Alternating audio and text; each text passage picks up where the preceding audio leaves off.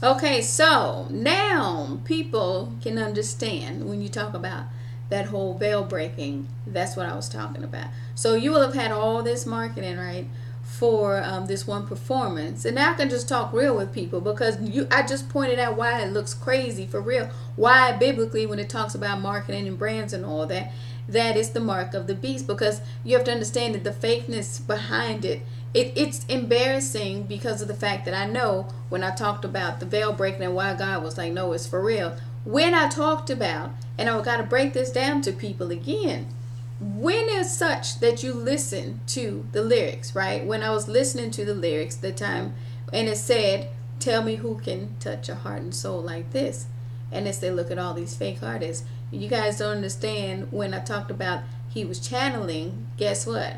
Abaddon, as I say, that's real. Why? Because he was high, or PCP, whatever, which later I pointed out. And that's why I school people about when you're high and you're rapping, right, and you're just flowing, you have to understand you are channeling, right? So if you're high and all that, I pointed that out in that dude's lyrics, and I was like, you know what? When he talks about coming from the cold ashes and all that, that is literally channeling the dark angel, however you want to word it. That's real. And so when, again, I tell people, I don't walk around in waking state and see wolves and all this kind of stuff. When I broke it down biblically for people, when you talk about the disciples that heard Jesus say, I'm going to go to sleep, or he would tell a disciple to go to sleep, the only way God can really talk to man on a very deep level is when they're asleep, when your mind, because understand, when you're talking about this is Lucifer's dominion, mind in waking state is in Lucifer's dominion. You're seeing with these eyes, the eyes that are blessed. I was talking about again being the third eye, when you're asleep,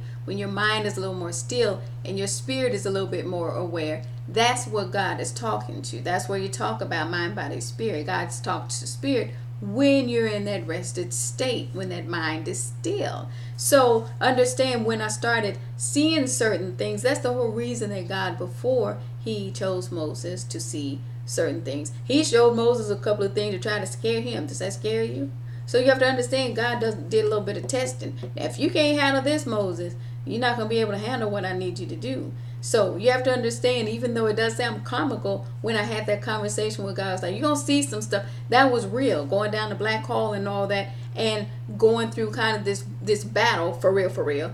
It was all real. And so the instincts, and then when you talk about the Holy Spirit only being attracted to the clean, that's real. So you can see all you want about old people judging me, if you this and that, if you're sleeping around.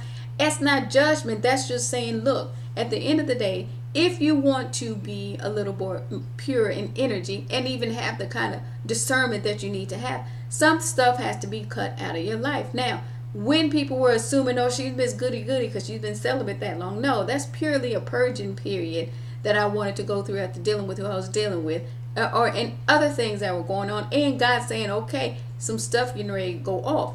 Now, talking about that whole Abaddon thing, literally, as I can verbally say this to you guys again, now that you understand, being in sleep state. Okay, so I was laying in the bed and describing it to you verbally now, so you understand what Abaddon was saying to me is, who do you think you are, Archangel Michael? That statement is very powerful, because that is basically the archangel seeking out somebody that he knows works for God. So most people would freak out and be like, what the hell did I just see? Me, instinct, automatically, boom, going into battle. I knew what that was, what God had already prepped me for. So it sounds scary. It is a little bit scary, but not to me, because I already knew what was coming. So when I got to explain to my son and showed him the link to the ESP war and all that kind of stuff, that when they were doing some of the studies on remote viewers and all that kind of thing, you have skeptics on both ends of everything. And unfortunately now, because science has been politicized, it's almost stagnant right now, and people don't even get it. And so that's why you literally have some scientists battling it out for real, where they're like, no, it really has gotten ridiculous. And it has.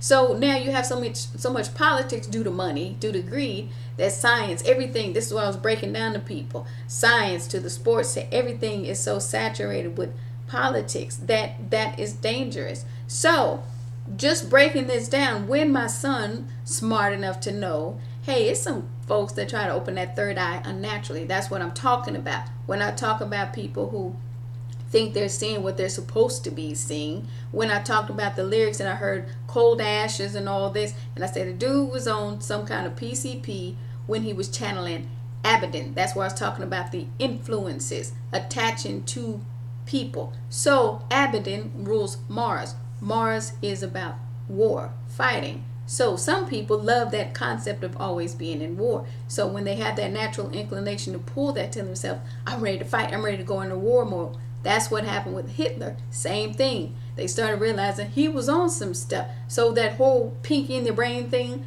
kicks in. That's Mars. Now if you think about Mars being associated with Aries, Aries, if you know anything about some of the Greek history, was always fighting. That's how he handled everything. So when you're influenced by that, that's where you get the violence and all that stuff that's breaking out now. And I'm like, the veil broke and there were some influences that came for real out of that veil.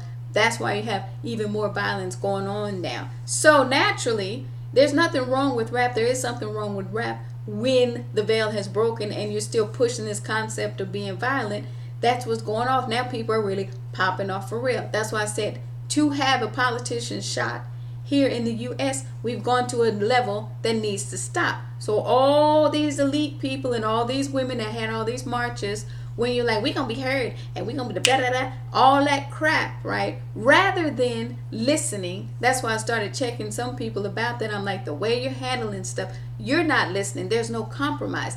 If somebody said, long time ago, people said when they're Planned Parenthood's getting donations and all that, why do they need the government funds? Are you really fighting it just to be fighting it? Why did you make Planned Parenthood supposedly be about representing women? Don't do that, because you tick some other women off who are like, no, that's not exactly what I want representing me. So all this stuff where you guys try to just take it over as being like, oh, this means feminism. I broke it down with that Wonder Woman movie. No, it doesn't. How do y'all get to apply a blanket concept to every little thing that you guys are putting out there? That's the stuff that had to slow down.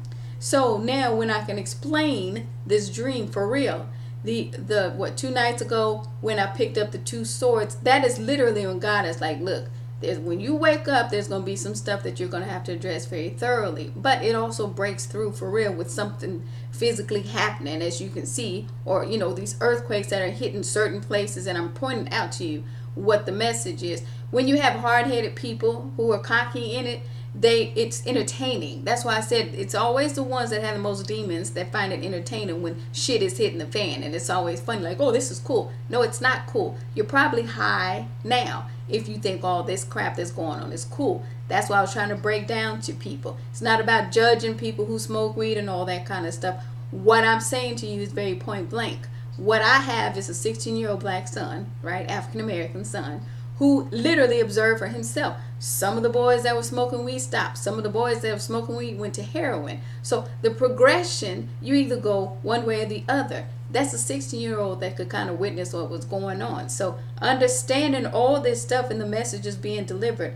When I woke up that other morning and looked and seen where they tried to make it like, oh, this politician is trying to be the new Obama, blah, blah. I'm like, don't do that. Do not do that. Because then y'all took it a step further. This whole superpower thing and all that, look how corny you look. I'm going to use the term that's corny. If you're a lawyer, be the lawyer. Be quiet. Now you're starting to write articles about this lady like she has superpowers. No, she's just a lawyer.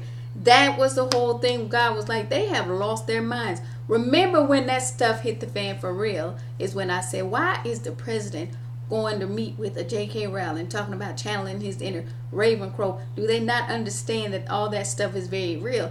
They didn't get it. Did they not listen when Native Americans like, do they not get that stuff is real? No, they didn't listen. It's all funny. And so when stuff starts attaching, right? And again, you talk about when they're into drugs and all that stuff is funny. It's just like when people say, I got the giggles. I was smoking some shit and I got the giggles and I got the munchies. Everything is funny. So when I break it down to you guys about why I said, hey, sometimes smoking that weed is not good if you're going to be in that booth. That's what I was talking about. So I just hit it on the head. You know damn well when people smoke weed, a lot of the times stuff is always funny. That's where I was coming at, folks. So I don't smoke weed. You see me put that little wine up there? That's what I do. I like red wine. That's it. And so I'm not asking anybody to be like me. What I'm saying is, when people want all these spiritual gifts and they're willing to try to get them any way they can, if you have somebody that has them say, this is how you can get to this level, and you try to take my words and flip it around because you don't like what I'm saying, you got an issue. So now people can understand why I said, okay, if you want to have certain spiritual gifts, yes, Native Americans used to do this and get elevated, this and that. Not all the time, though. Y'all don't even know history like that. What they would do is use that to heal, but it wasn't always something all the time where they were always high. That's where I want to break it down to folks. You guys take care.